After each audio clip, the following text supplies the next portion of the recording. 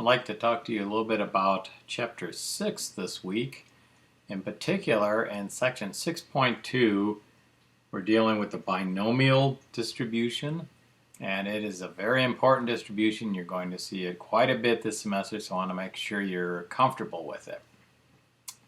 You have a probability called P, and that represents the probability of success in an individual trial.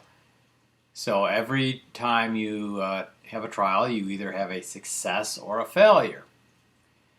But the thing of interest would be what happens if you have multiple trials. So I've got a little diagram here that I wanted to show you where I have different values for P, 0.25, 0.5, and 0.75. So let's say this is the probability of a sports team being able to win an individual game. Well, what if they play 6 games? Wonder how many games they'd be able to win. Well, this poor team, they only win 25% of the time. So you notice out of 6 games, they probably will win 0-1, maybe 2 games, slight chance of 3, but very unlikely they're going to win 5 or 6 games. However, a really good team that can win 75% of the time, then we would expect them more likely to have 4, 5, or 6 victories. Very unlikely that they'd have 0 or 1. So this is the thing we are able to calculate using binomial distribution. To calculate the probability of any number of successes in a set number of trials, you do want to use your calculator.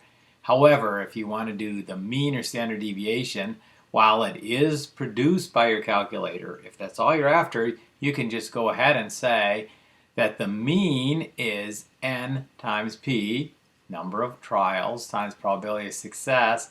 So, for example, this team that wins about half the time, you would expect them to win 0.5 times 6, or 3 games. Notice that is the most likely outcome. Okay? The standard deviation is a little more complicated, but still, you only need n and p to calculate. So I hope that makes this section a little bit easier, and good luck.